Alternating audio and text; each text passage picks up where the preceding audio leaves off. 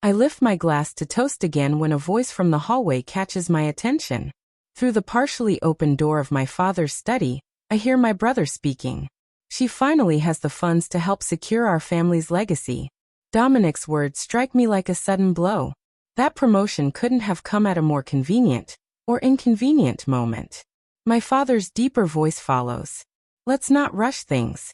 Clarissa's always been careful with her finances. We've been talking about this for weeks, my mother chimes in. The vineyard needs that investment now, not whenever she's ready. The wine glass slips from my grasp, shattering across the dining room floor.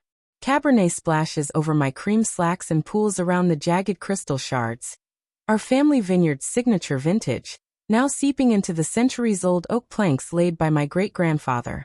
I freeze, the realization sinking in. This dinner, supposedly a celebration of my promotion at Westbrook Design, was a setup. They've been planning to extract my money. Not ask, expect. My hand trembles as I crouch to pick up the larger pieces of glass. The cut on my finger barely registers as my mind reels. $100,000. The exact sum I've saved for my cabin near Yosemite. When I was 12, I begged Dad to teach me about winemaking alongside Dominic. I remember trailing after them toward the fermentation room, notebook in hand. Clarissa, Dad called over his shoulder. Your mother needs you in the kitchen. This is men's work. I watched from the window as he guided Dominic in tasting the grapes, in knowing when they were ready for harvest. That night, Dominic's C in science earned ice cream. My own academic award? Left unremarked on the fridge. The memory stings as I rise, leaving the broken glass behind. By the time I push open the study door, my hands have stopped shaking. 3 pairs of eyes swivel toward me. The room feels taut with silence. What were you just saying about my finances? I ask, my voice steadier than I feel. Mother recovers first, slipping her practiced smile into place. We're just proud of your accomplishments, dear. That promotion is truly impressive. Something shifts inside me. My hands remain still.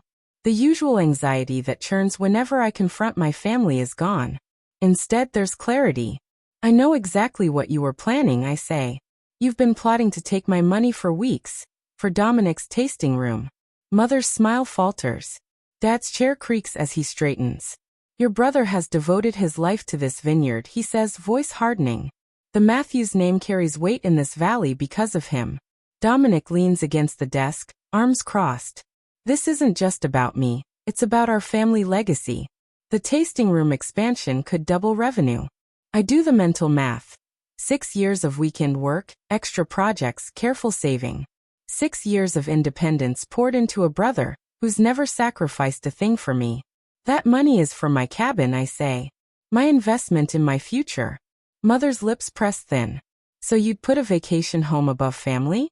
It's not a vacation home. It's my future. I meet their eyes one by one. This isn't about family. It's about bailing out Dominic. Again.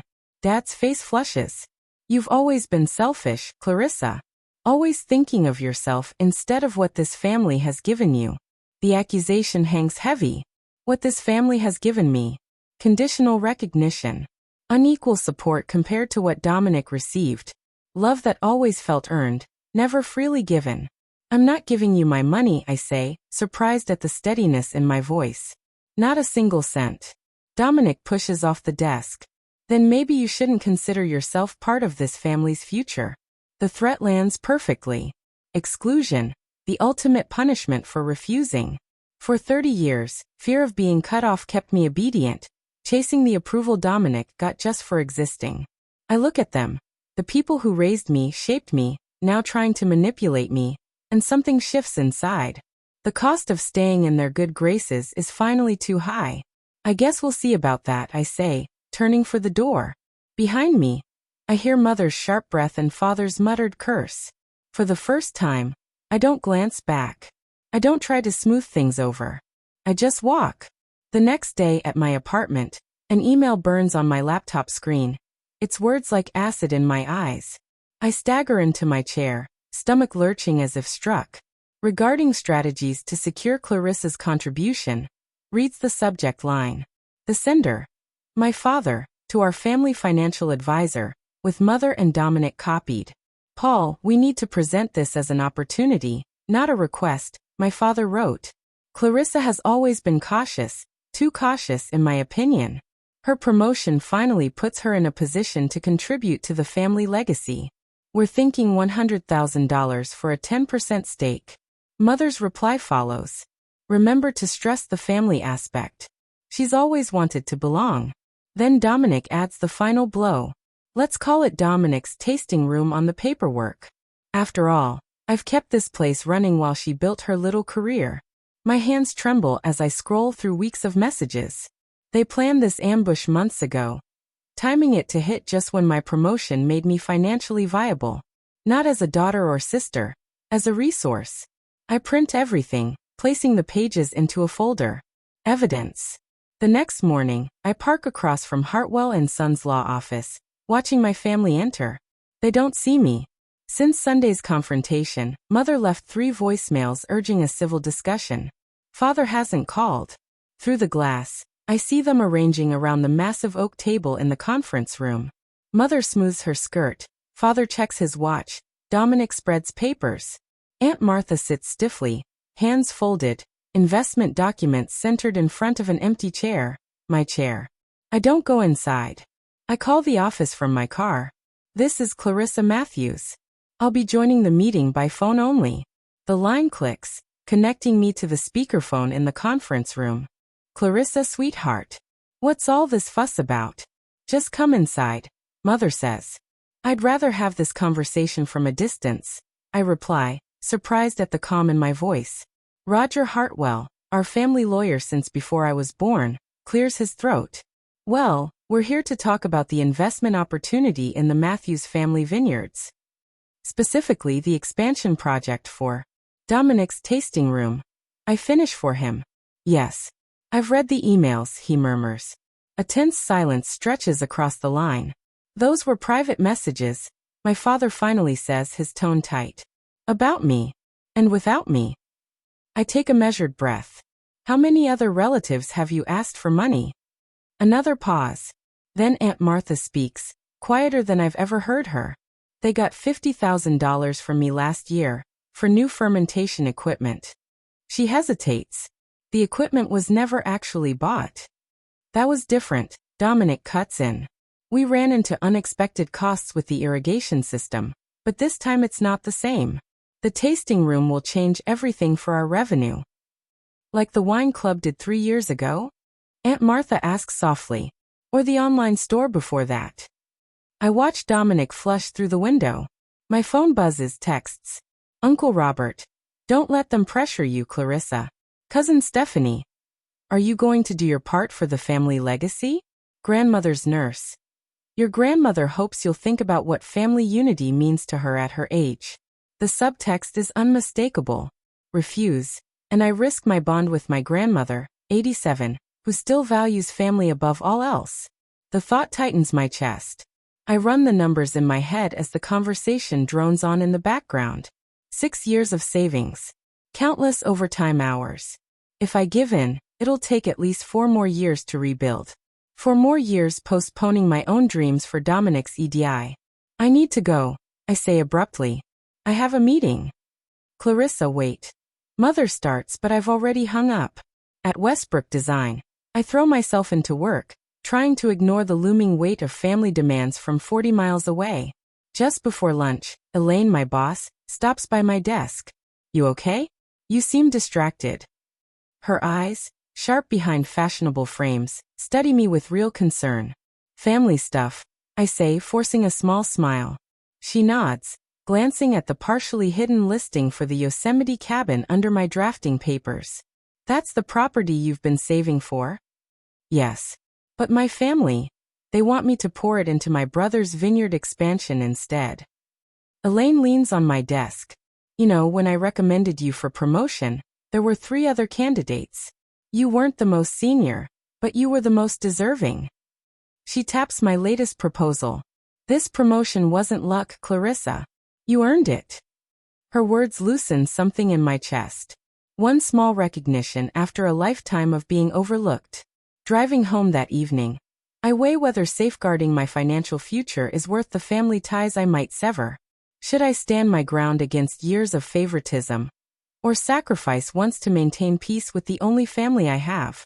The cabin listing sits on the passenger seat, its promise of independence nearly tangible. My phone shows 3 more missed calls from Mother. I head home still undecided. The next day at work, a notification pings while I review blueprints. I ignore it, focused on structural changes for the Peterson project. Then it buzzes again. Alerts from Facebook. Curious, I tap and freeze. Dominic's latest post fills the screen. A sunset over the family vineyard, rows of neat vines reaching toward distant mountains.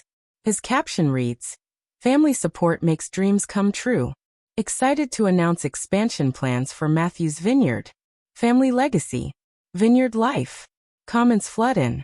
Cousin Melissa, so proud you're carrying on the Matthews tradition. Aunt Joanne, a good sister always supports her brother. Family first. Uncle Stephen, can't wait to see the tasting room with your name on it. My fingers hover over the screen. They've all assumed I'm part of this.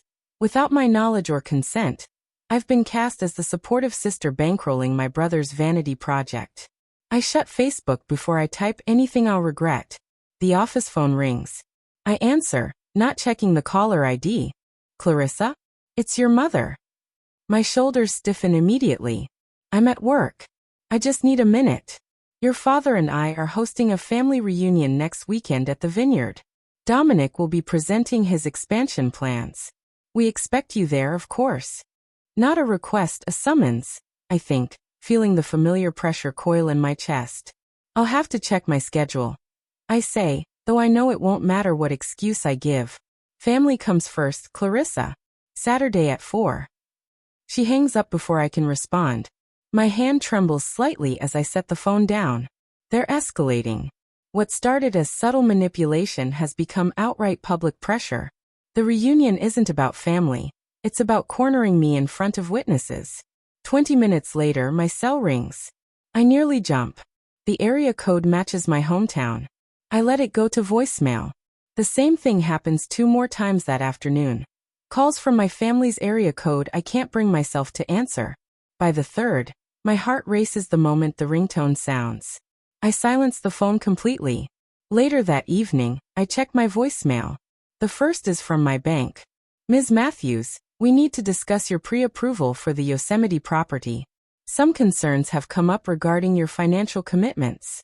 Please call back as soon as possible." The room tilts. Concerns? What concerns? The second voicemail makes everything clear. Uncle Robert's voice. "Clarissa just had a chat with Mike Belton. We go way back. Mentioned you might be overextending with this cabin while the family business needs support. Call me." I sink onto the couch, nausea rising.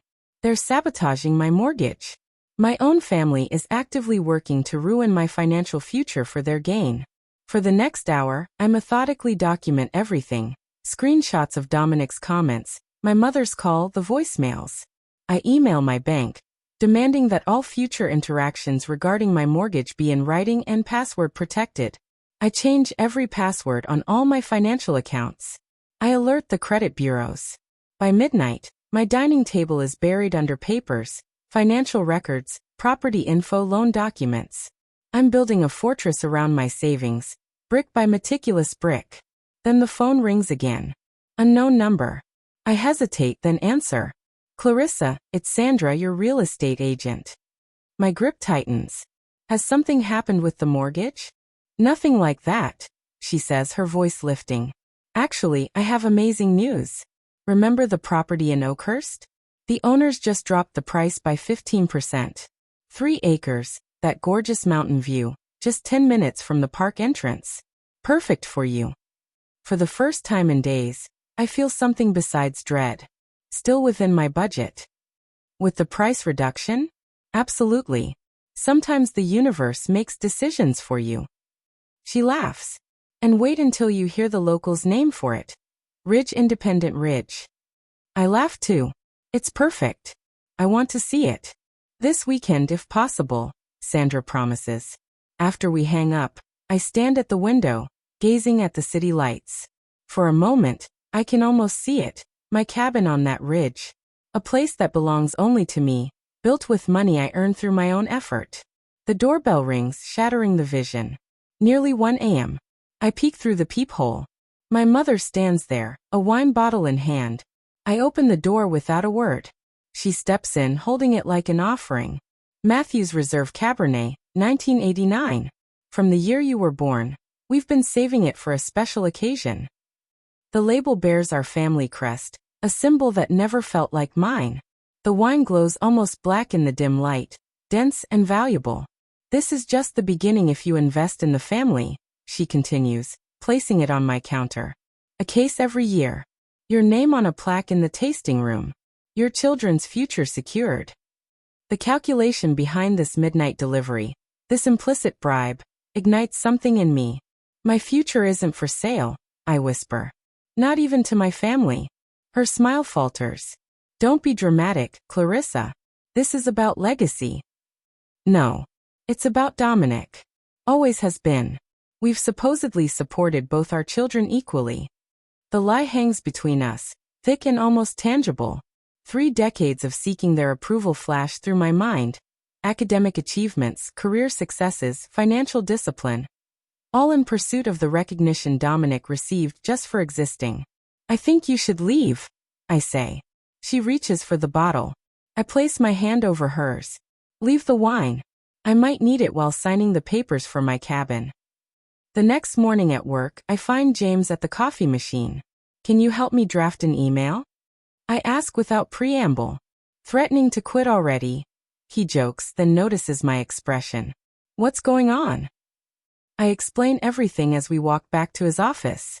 He listens quietly, no judgment. When I finish, he nods and opens his laptop. Family financial boundaries email, he says, typing. Let's make this crystal clear, without burning bridges you might want later. For the next hour, we craft a message. Professional, direct, unambiguous. No emotional appeals. No explanations. Just my financial autonomy and the consequences of further interference. This is perfect, I say. Thank you. That's what friends do, James says simply. That evening, I call Sandra to schedule the cabin viewing for Saturday afternoon. The exact time of the family reunion. While on the phone, I send the email James and I created to my entire family. The instant I hit send, a weight lifts. At my dining table, I create a detailed spreadsheet comparing the cabin to the vineyard. Property appreciation, rental income, tax benefits. The numbers don't lie. My cabin is the better investment. The phone rings. It's my bank. Miss Matthews, this is Eliza Cooper from First Sierra Bank. I know you've been working with Mountainside Financial on your cabin purchase, but I wanted to reach out personally. We focus on vacation properties in the Yosemite area and can offer you far better terms than your current pre-approval.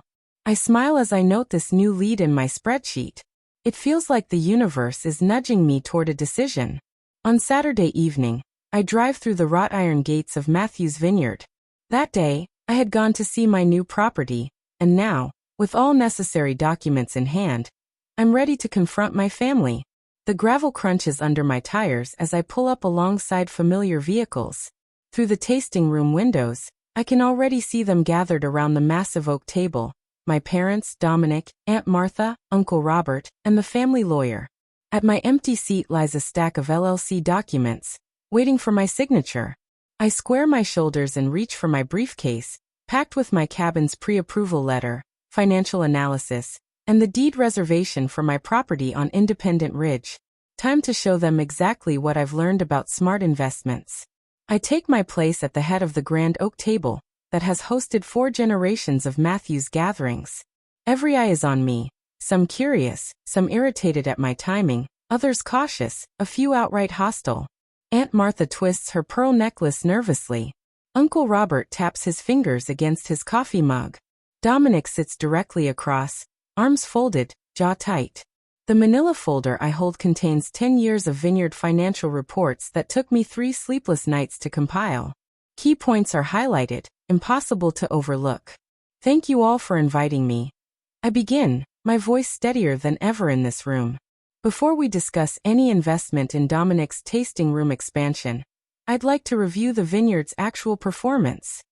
I slide the first report across the table toward everyone. Over the past decade, Matthew's Vineyard has maintained a profit margin of less than 2%, well below the industry standard. Dad shifts uncomfortably in his chair. Mom's smile tightens. In 2019, there was even a $35,000 loss. I make deliberate eye contact around the table. And in 2021, despite record tourism in the valley, profits were only $12,000. Aunt Martha glances at Dominic, her eyebrows knitting in silent question. Last year's harvest produced 20% fewer grapes than expected. I place another document on the table. Yet projections for this year show a 30% increase with no explanation for the sudden turnaround. Dominic interrupts, voice sharp and cutting through the room. Those numbers don't tell the whole story. You've never cared about the family legacy. You don't understand what it takes to run a vineyard. You just sit in your fancy office, drawing building plans while I work the land every day. The room falls silent. I wait, expecting Dad to defend Dominic as he always has. Instead, Uncle Robert clears his throat. Actually, I remember Clarissa trying to learn about vineyard operations when she was younger. He looks at Dad. Wasn't she the one who kept asking to help with the harvest? To learn about fermentation. Dad's face reddens. That's right, Aunt Martha adds, her voice firm yet gentle. I remember Clarissa asking about bookkeeping in high school. She wanted to help with the business side. I was told it wasn't my place, I say quietly, that Dominic would handle all vineyard matters. Mom leans forward. That was years ago, Clarissa. This is about now, about family loyalty. Loyalty to invest in a business I was never allowed to participate in? I ask. A business that, according to these numbers, hasn't been profitable enough to sustain itself for over a decade? Several relatives exchange glances. The tension in the room shifts noticeably. Grandmother Helen, who has been quiet until now, reaches across the table and touches my hand. Would you consider a smaller investment, dear, just to keep peace in the family? I hesitate. Would a token contribution preserve relationships while protecting my dreams?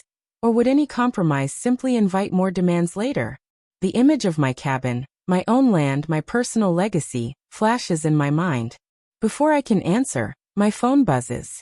Elaine's name appears on the screen. Excuse me, I say, stepping away. I need to take this. Clarissa, Elaine says, her tone crisp and professional. I'm sorry to interrupt your family gathering, but there's an emergency with the Westridge project. The client needs immediate revisions to the East Wing before Monday's presentation. Relief floods me. We had planned this call as a lifeline if the family pressure became too intense. I understand, I reply, keeping my voice suitably concerned. I'll be there as soon as I can. Returning to the table, I see expressions ranging from disappointment to suspicion. I'm sorry, I announce. There's an emergency at work. I need to leave immediately. This is more important than your job, Dad insists. We need an answer today, Mom adds. Dominic slams his hand on the table. This is exactly why the vineyard is struggling, because no one in this family is willing to sacrifice anything for its success. His face deepens to a dark crimson. You think I haven't poured everything I have into this place? We're buried in debt, he continues. The bank is threatening foreclosure unless we show major progress by next quarter. A hush falls over the room. Several relatives turn to Dominic with newly sharpened awareness. Foreclosure? Uncle Robert repeats, incredulous. You never said anything about that. How could my $100,000 possibly change things if it's that bad? I ask softly, my voice barely above a whisper. Dominic doesn't respond. The question lingers between us unanswered. I think we all need time to digest this, Aunt Martha says carefully. Maybe we should regroup next weekend, once everyone's had a chance to review the numbers Clarissa provided. Dad opens his mouth to protest, but Mom gently places her hand on his arm. That's reasonable, she says, though her eyes flash with barely contained irritation. We'll meet here at the vineyard next Saturday for a final decision. As I gather my papers, I catch Grandmother Helen observing me, her lined face thoughtful. She offers a small, almost imperceptible nod. I leave the dining room with my head held high, the secret knowledge of my scheduled cabin viewing the next morning fueling me forward. The final verdict will come next Saturday. The following Saturday, I arrive at the vineyard with the sun stretching long shadows across the rows of grapevines. The tasting room doors are wide open, letting in the crisp autumn air scented with fermenting grapes and freshly turned soil. I clutch the steering wheel tighter as I spot Dominic's truck parked beside our parents' sedan. They're waiting inside. I can feel it. Dad rises from his seat at the oak tasting room table as I enter, his smile too wide, too rehearsed. Mom fusses with a tray of cheese and crackers, avoiding my gaze. Dominic stands by the window, watching the vineyard workers attend to the morning harvest. "Clarissa," Dad says, gesturing toward an empty chair. "We were hoping you'd join us for breakfast before the rest of the family arrives." I set my leather portfolio on the table but remain standing. "I'm not hungry." Dominic pivots from the window, straightening his Vineyard logo polo shirt. "We've been discussing things and have a special proposal for you." Mom slides into the chair next to Dad, finally meeting my eyes. "We know how important your financial independence is," she says. "So we've adjusted our offer." Dad slides a folder toward me. "An exclusive family arrangement," he adds. "Instead of 10% ownership for your investment, we're offering 15%. I open the folder, scanning the updated ownership agreement. The words blur slightly as anger coils in my throat. 15%, Dominic repeats smoothly, his tone practiced. "That's a 50% increase in your stake, Clarissa. No one else in the family is getting these terms," Dad emphasizes, leaning forward, elbows on the table, fingers steepled. $100,000 for 15% ownership in a vineyard that's been in our family for 4 generations? Your great-grandfather would be proud to see you stepping up." Mom touches my wrist. Family supporting family. The unspoken weight hangs in the air. Rejecting the offer would mean choosing money over family. I close the folder slowly, collecting my thoughts. My heart hammers, but my voice remains steady when I finally speak. "I've already invested my money." A taut silence fills the room.